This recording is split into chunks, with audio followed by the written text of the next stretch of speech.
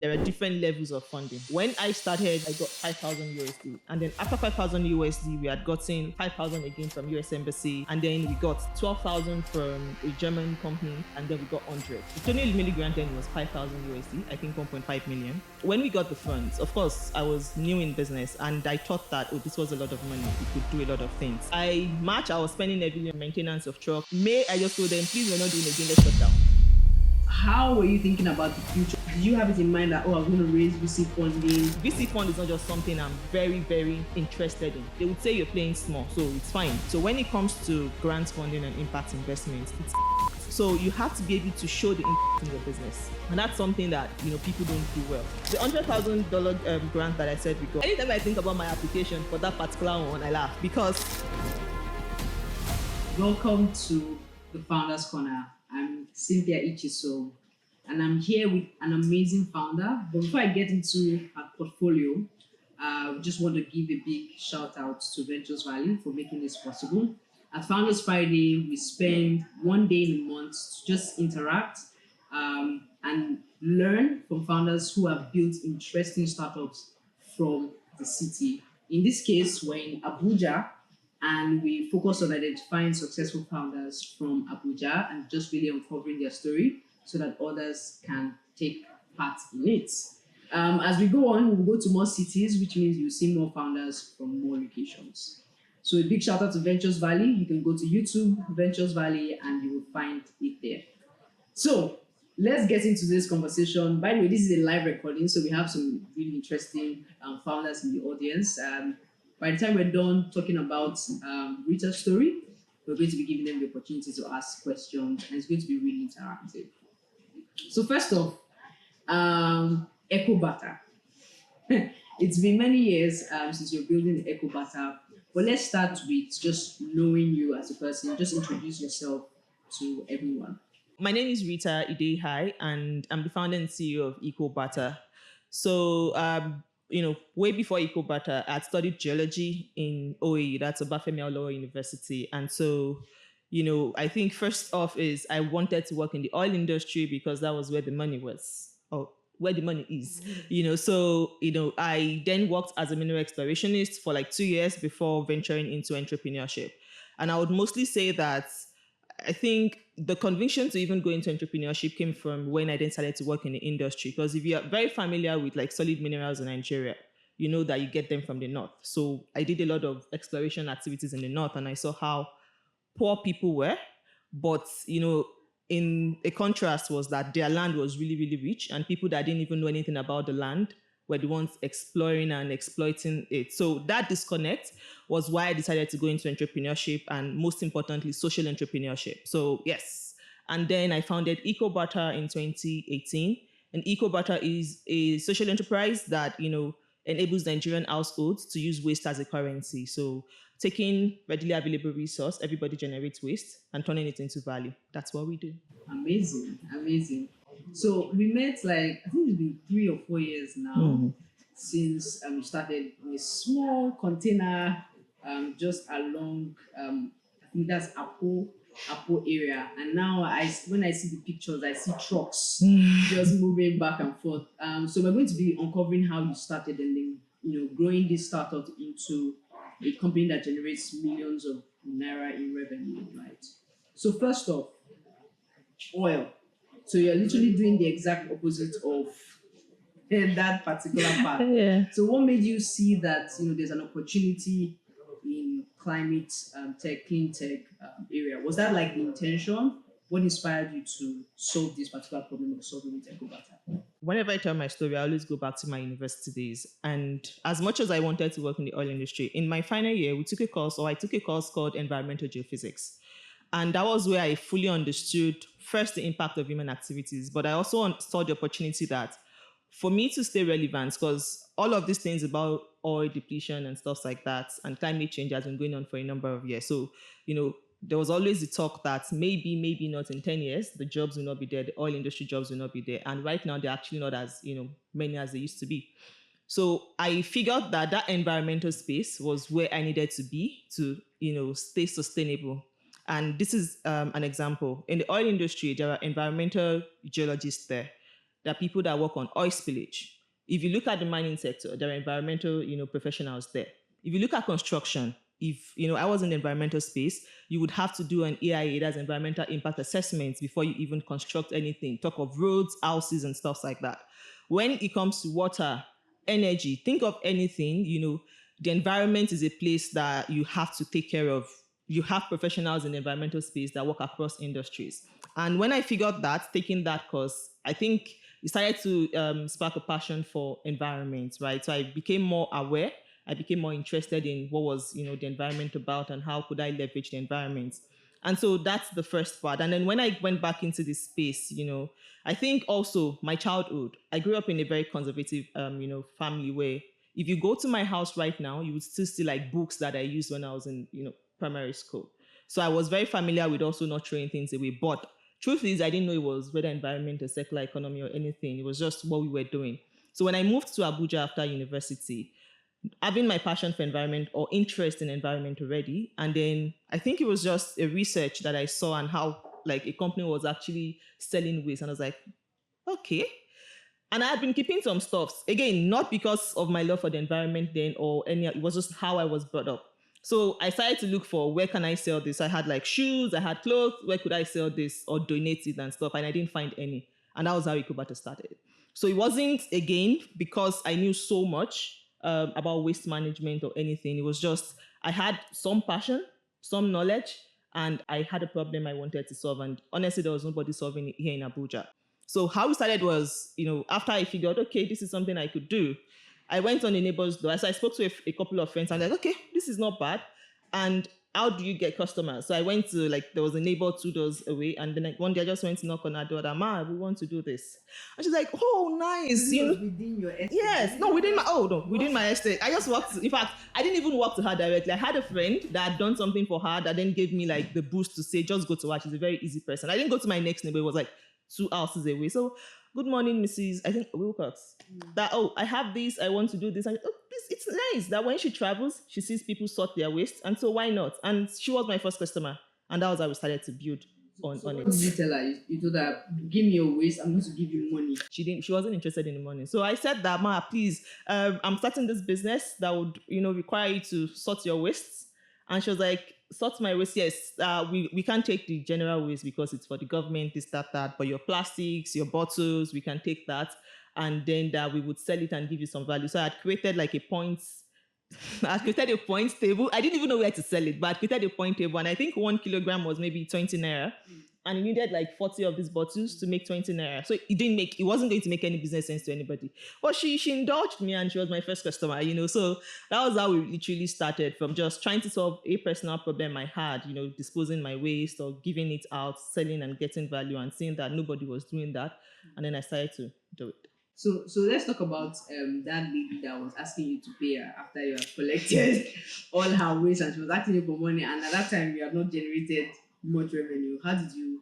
Well, tell us the story and how you. So in my estate, right, a lot of dramas happened in my estate. So like I said, the first customer was in my estate. And then after that, when she was very receptive, I had, all of the boost and took the last, I think 35,000 naira that I had and did a flyer. 1,000 copies. It was just last year, and this was 2017, in fact. It was just last year that I disposed of the 1,000 copies. Oh, God, I had them. Because it was a different name. It wasn't even Eco Barter. And believe me, just 3 months down the line, I had already changed the name. So I couldn't use it. But the thing was, I took the first 100 and took it to the mall in my estate. And so at least one person called from there. So the person called. She was the first person that was calling me outside of, people that I went to meet. And she brought up a lot of broken jerry cans, so many different things. And by the time, I went with my spouse, and then by the time we were weighing everything and writing it down, I think our money was it wasn't up to 5,000 or so. This woman, she almost locked us and didn't allow us go out, that we were thieves, and she knew what the value she was going to get for this. So what did you like? I'll look for a picture and send to you. But I think it was waste to don't trash, cash to trash, or something like that. Trash to cash. Aha. So I had already, oh God. In fact, outside of her, I also had 2 cases. So there was a lady opposite my house, directly opposite. And because, people were bringing waste to us. So she asked, and I was like, oh yes, you're doing this, we'll give you money. And I kept on collecting her material. And unfortunately for her, right, it wasn't even plastic bottles, it was glass bottles. And it was later that I found out that there was not a market for glass bottles. So I had collected all of these very tiny glass jars and we were weighing it. But I think maybe some months down, she sent one of the children to come and ask me for the money. And I was like, 600 naira. She didn't send, she just stopped talking to me. I'm serious. And she didn't collect it. And then we're in that house for 2017, maybe like 5 years. She just never spoke to me. I had another guy just, beside us. So this one is a trader, right?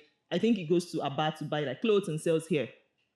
And so he gave me a lot, actually. A lot of plastic bottles, a lot of glass jars and glass bottles.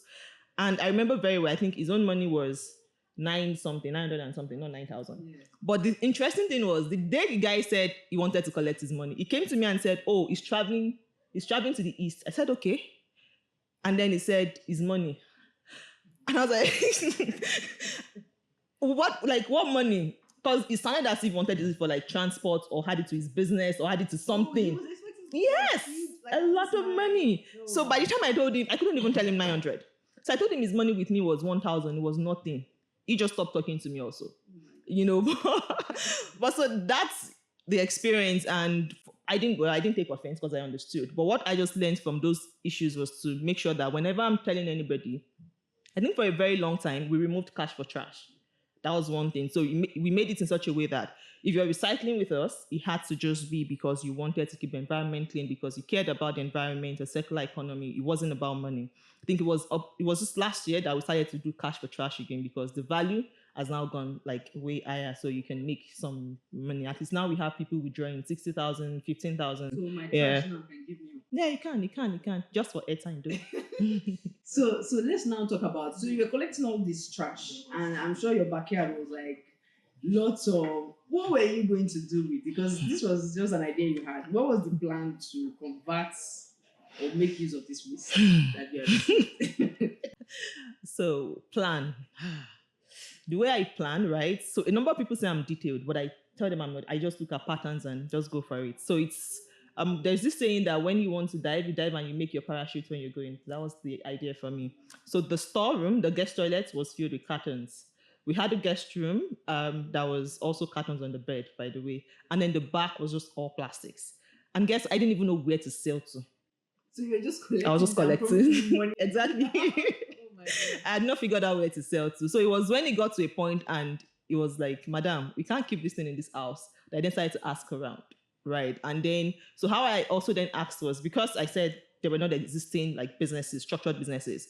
So you see these Babambola people, I would then follow one of like, if I see you, I would ask you. In fact, the sweepers in my estate, I'd asked them, gone to them to say, because cleaners gather waste. So I went to them and said, who do you sell to?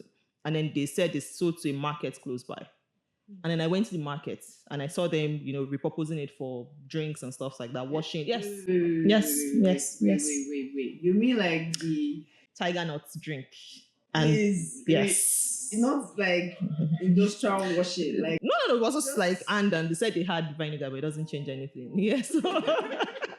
So yes, I saw them doing that and I was like, So I asked that the ones you don't get to use, maybe, it had oil and stuff like that. What do you do? And they said, oh, they sell to this person. So I went to this person. That was how I eventually got the network or the connect to, the off-takers I started selling to at the very beginning. And, that was it. And also to say that, so because I think after 3 weeks, the first time I had collected from my neighbor was maybe around June 2017. So when you ask us at Eco Barter, I would say that we launched officially 3rd of February 2018. But from June 2017, we were literally already in business. So 3 weeks after, right, there was this competition that I think, I'm not even sure they're still in Abuja, Civic Innovation Lab had, right? And then I pitched. It was my first time pitching. And then very early on that year, when I was, looking at what I wanted to do again, when I was doing the research, there was already the Tony Elumelu Foundation grant that I had applied for. I applied for that January 1. So I'd applied for and they said I was already selected.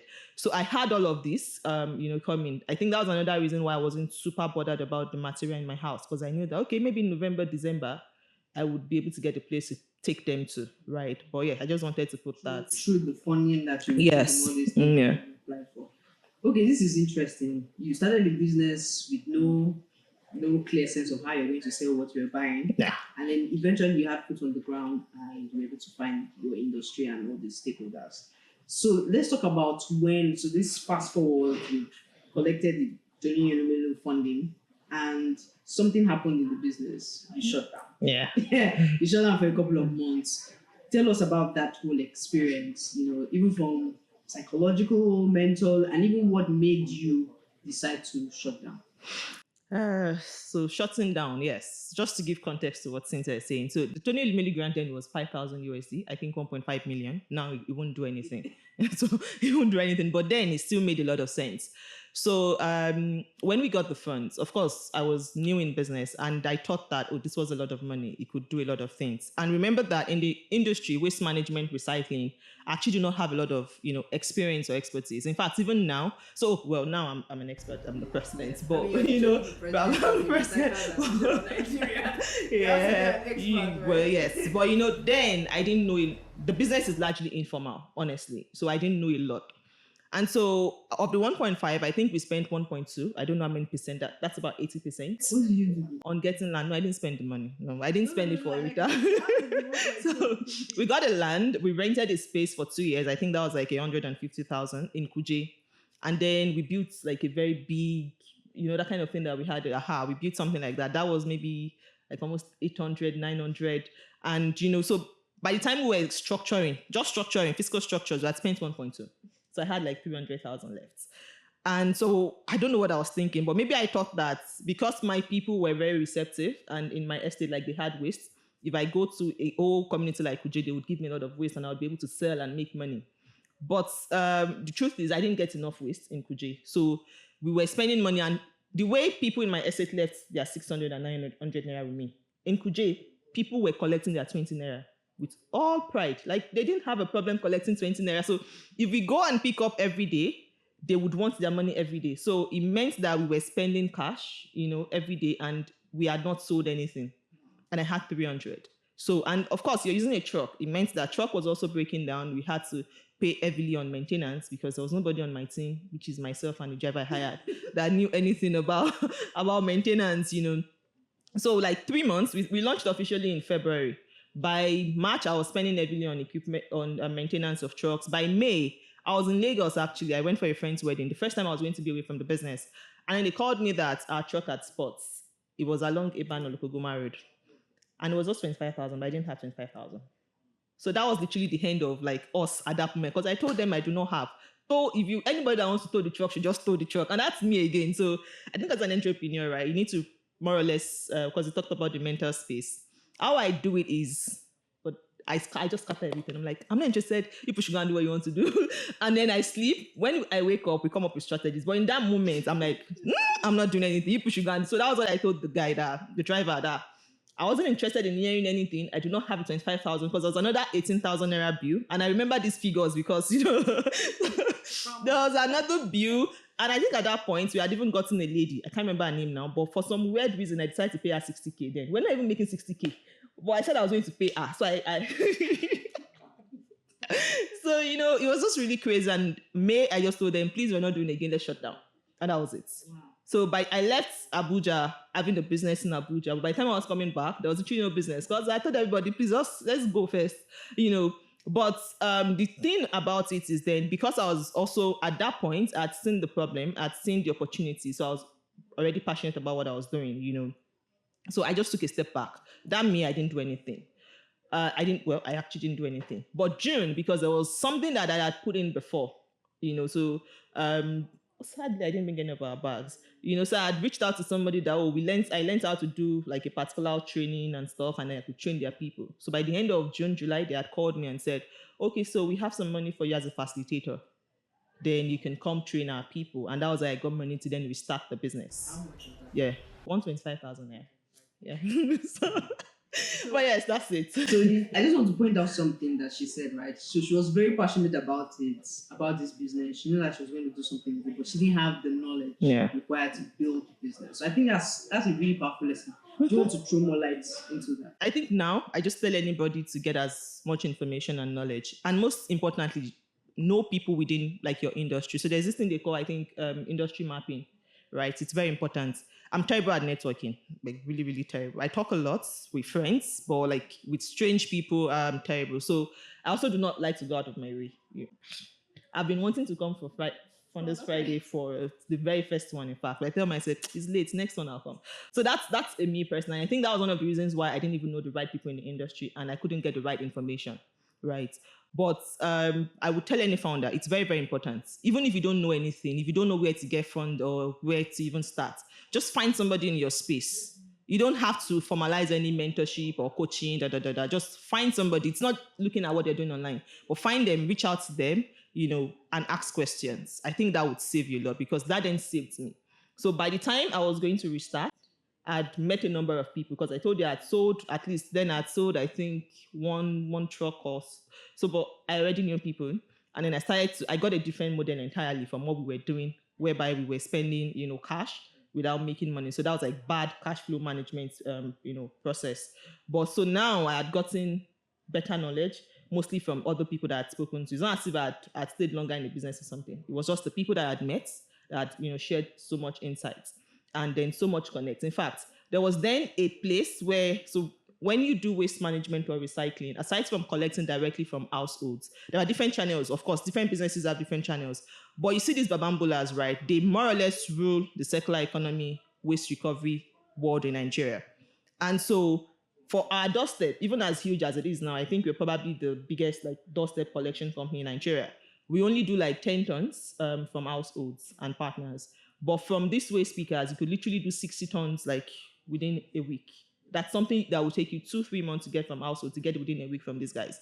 And there was a very big cluster of these guys just by my estate that I didn't even know about. So it was somebody that was staying far away that told me about it, took me there, then I started buying materials from them.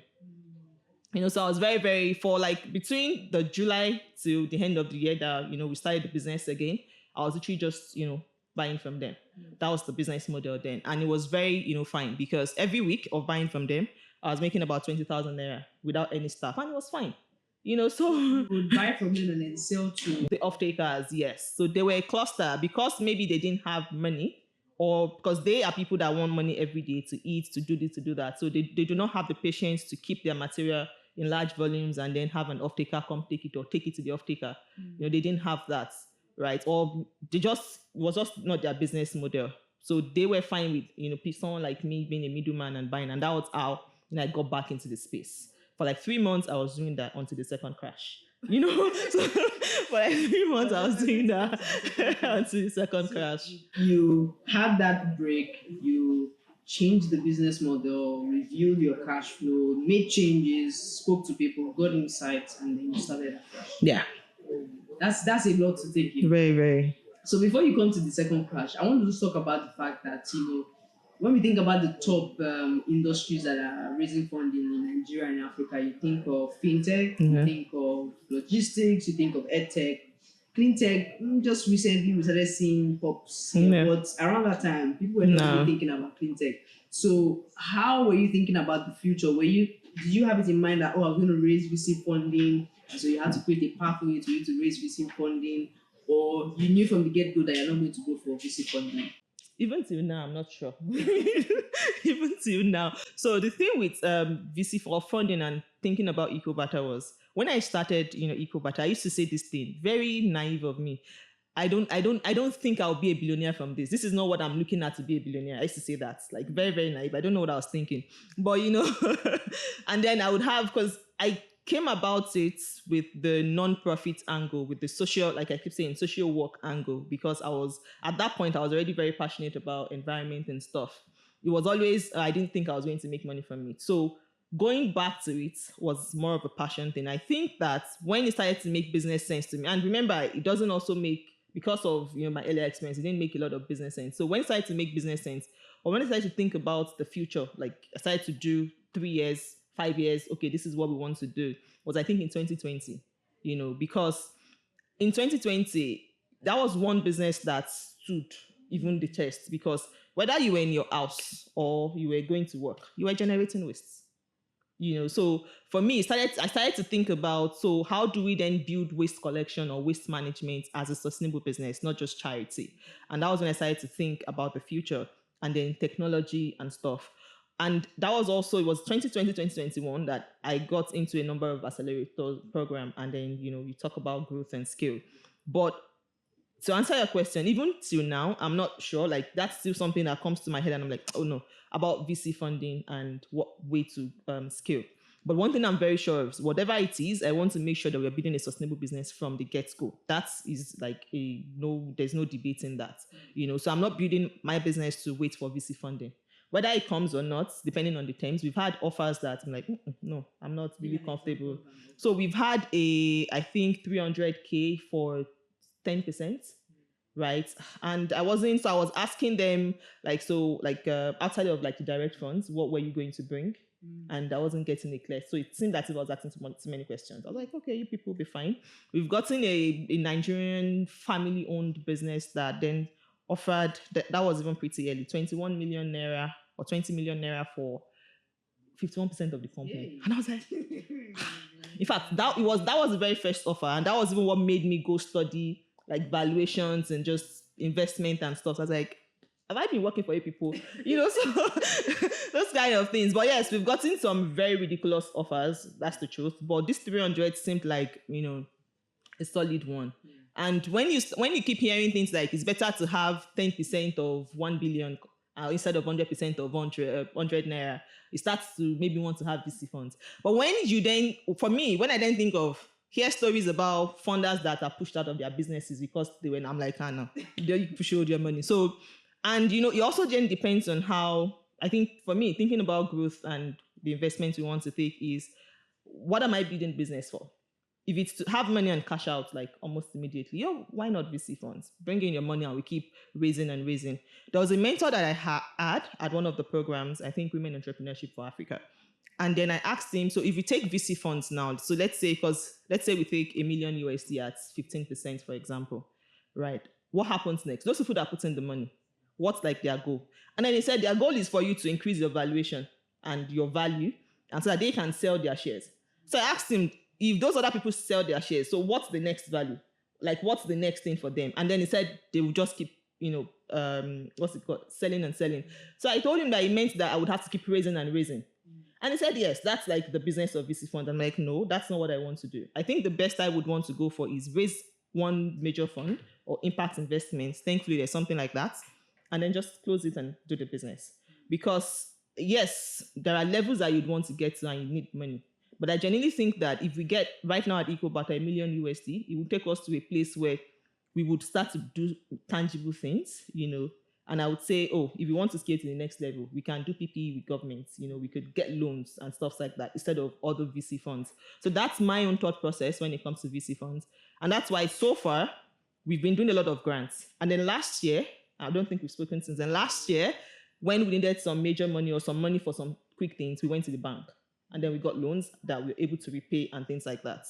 Wow. So that's how we've been doing it. But again, VC fund is not just something I'm very, very, very, very interested in. It might also be, again, they would say you're playing small, so it's fine. Like, I completely understand that. But when I hear it, it just flies. Like, it's fine, just do it. But, there are some people that need VC funds. Maybe when they want to start, there is no, and I actually don't agree, but let me just say, there is no small place for them to start. You have to, for example, if your business is heavily, let's say SaaS products, for example, and you have to hire like web developers, hire these people that are very expensive, you probably need some extra money. But for me, when I started, it was just myself.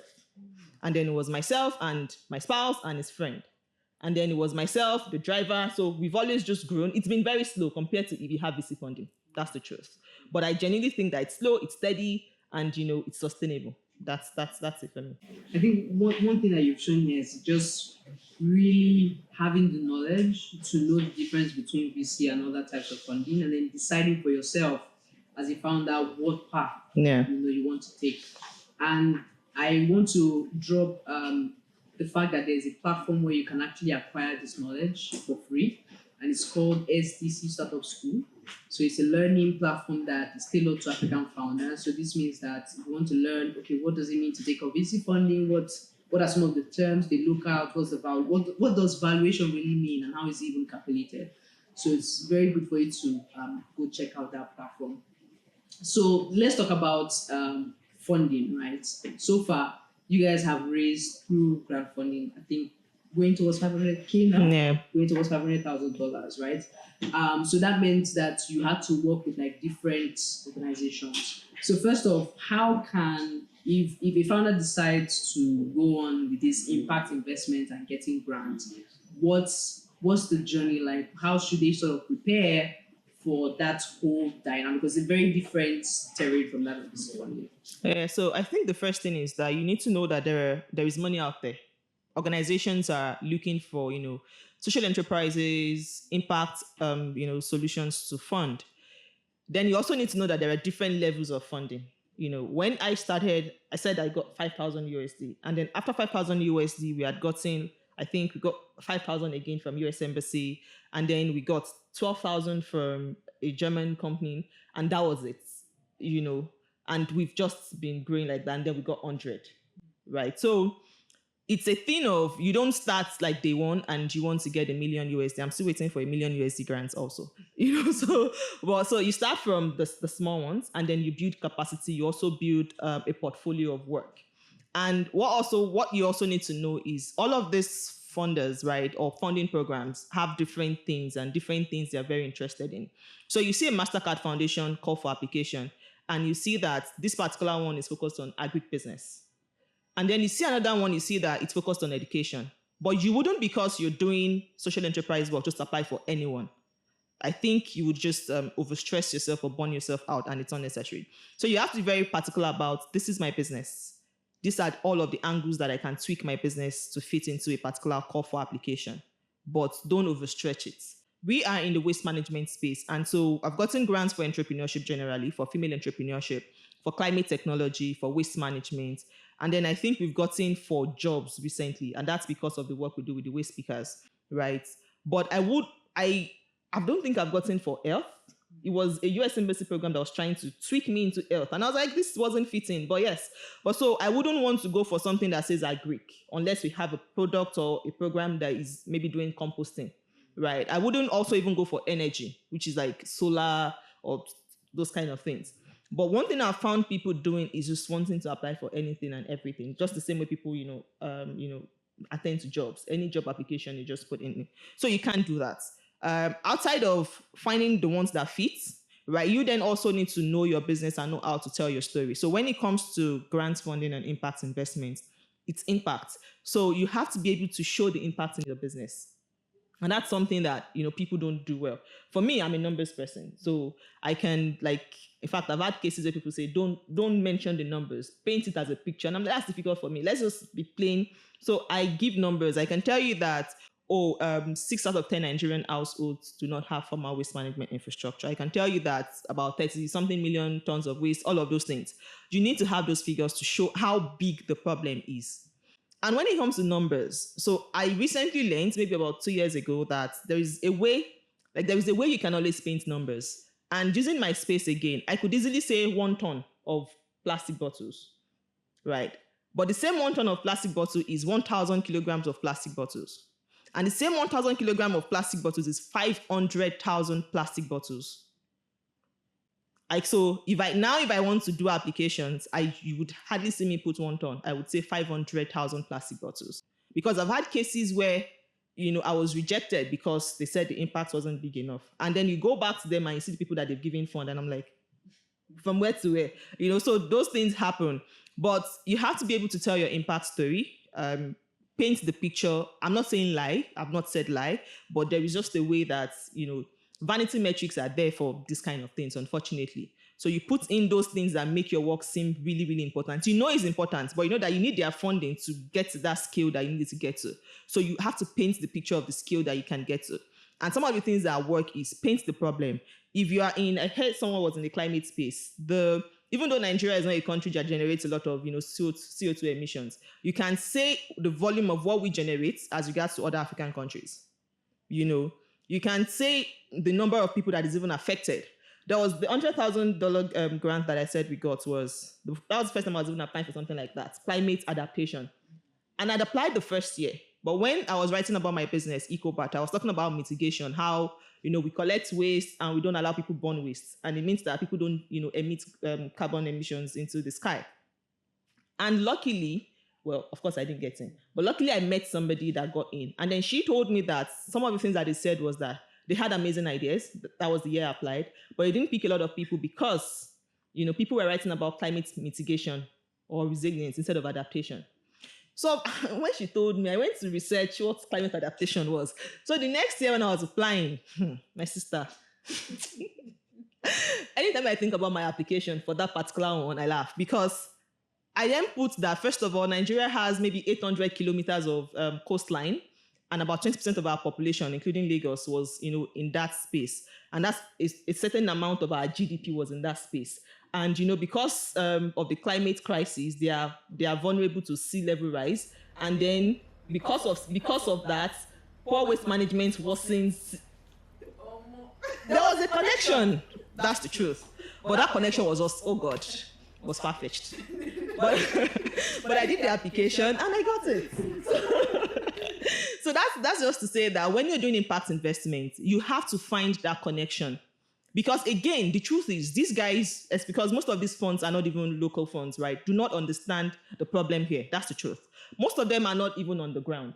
Like I said, I've had cases where, I was on maybe a cohort with some people, right? And I do not get the funding. And this is not because I didn't get it, fine. But you then see people that got it. And you know that the reason why they are there is because of the storytelling, not because of the work that they're doing.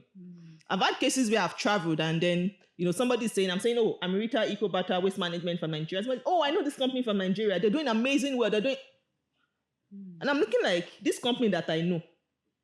So it's about storytelling, honestly, when it comes to impact work and social, just social work. You have to do the work because at the end of the day, I also say that storytelling would only get maybe 5 years. But beyond that, you have to then do the work that, somebody else is mentioning your work. Oh, when we worked with this person, oh, they did amazingly well. So at that stage, maybe 5 years after, you would not even be you won't have to be applying so much. It's going to be based on referral. Or somebody says, maybe somebody that you've worked with, and that is starting to happen to us. Somebody that you've worked with to say that, oh, there is this fund, I would put your name in for it. Or there is this fund, are you interested? I'm like, always.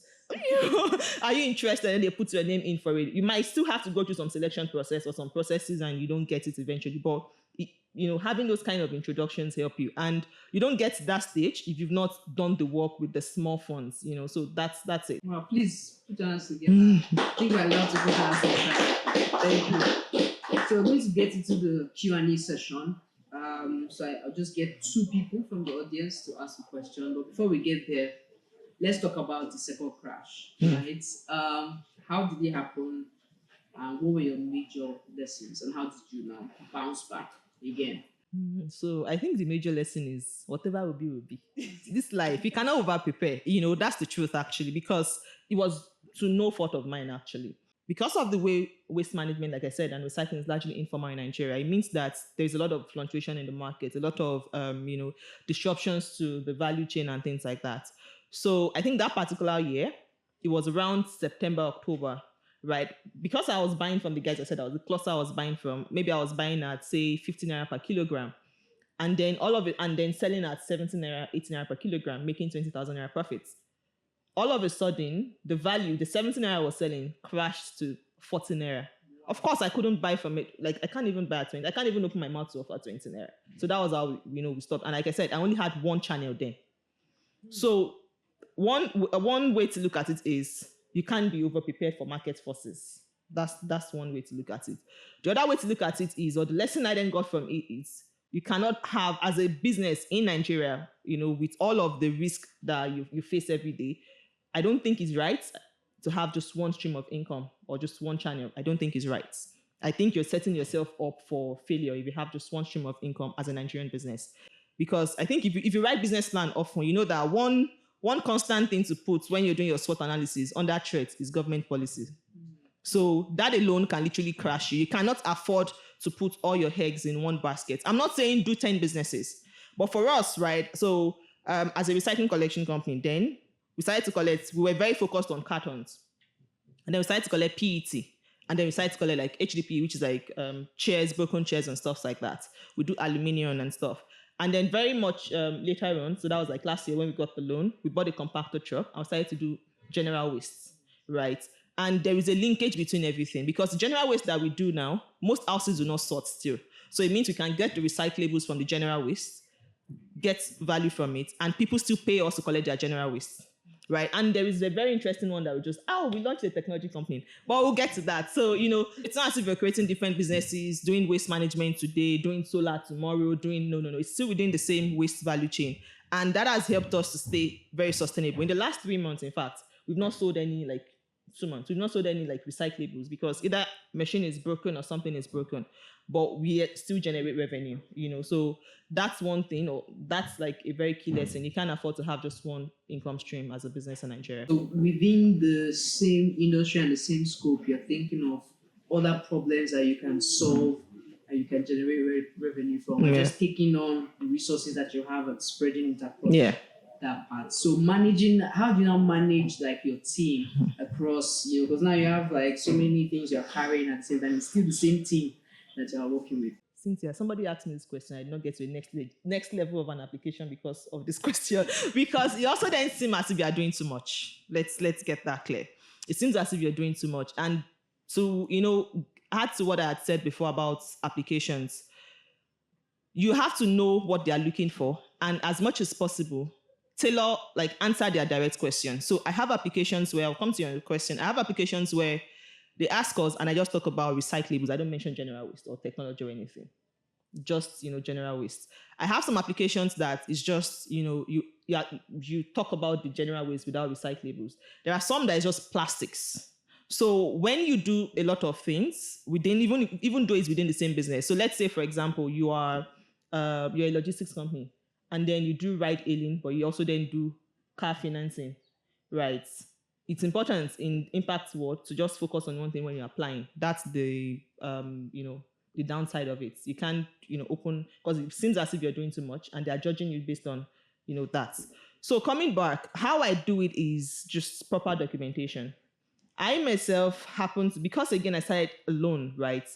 So I wear many hats. Even right now I have 3 different jobs. But yes, so I did accounting, I did graphics design, social media. We have legal documents that I prepared since then that even when lawyers, they're like, did you study law? Because I had to work 5 times harder and wear multiple hats at the same time. But now that we've grown, way more, what I've done is still have a central structure. We have a database, so we use an enterprise resource planning tool. So we have a database for all the documents that we use. So it makes work easier for people, right? We have templates for everything. We literally have a guide at the company. So if you're joining us for the first time, for example, in fact, even the people that are there, every Sunday, we have to repost that document. We call it the Eco Barter way. Mm-hmm. So the first page is who we are, our values, etc. And then the second page is a link to all the resources you will need within the company. All the how to do this out. So we have documents, how to do this, how to do that for every task that you do. We have company policies, and then we have weekly KPIs. We have monthly performance review documents. So those documents, everybody have access to it. So it helps us to do a lot with the few resources that we have. So we don't have, right now I think we only have about 10 full-time staff. And then of course the informal workers are a lot more. But so these people, one person is managing grants and partnership, and you would think it was easy. But if you figure that maybe in the last, I think by the time I checked with her around May, she had done 30 applications. And I told her, I didn't even know how you're doing it, because even me, Rita, when I was applying, I only do 10 in a year. I don't know how you're doing 30 in half year. Because we have these resources, it helps people to do a lot more. If you want to sign a contract with us as a partner, for example, we do not have to write anything afresh. Go to our Zoho contracts, duplicate, edit, and then just send. That's it. So if you need an information, for example, you do not have to wait for Rita there is a place to get it. And so that makes work very fast for everybody, and people can pull more weight. And that's how we've been able to manage it. So we have like a central structure. People that manage social media manage for everybody, all of like the different things we do.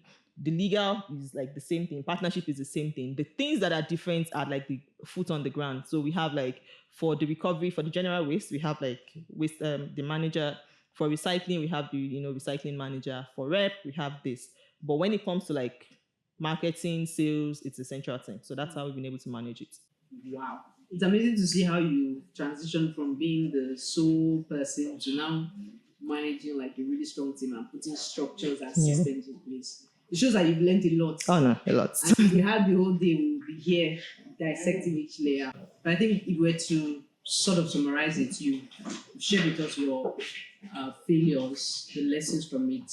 And you've also shown us that, acquiring knowledge from stakeholders in the ecosystem to, places where you can learn and read is really important for founders. And we're super, super happy that you said to spend time with us today.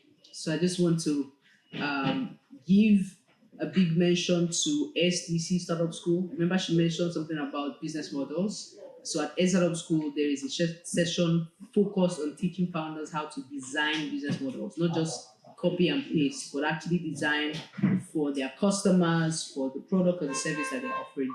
So go to www.sdcstartupschool.com to get access to that. And this is also powered by Ventures Valley.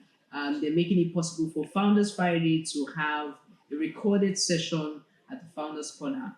We're live in Abuja, and with us we have Rita, founder of Eco Barter. Please let's put our hands together for her and say thank you. So thank you so much, and see you at the next one.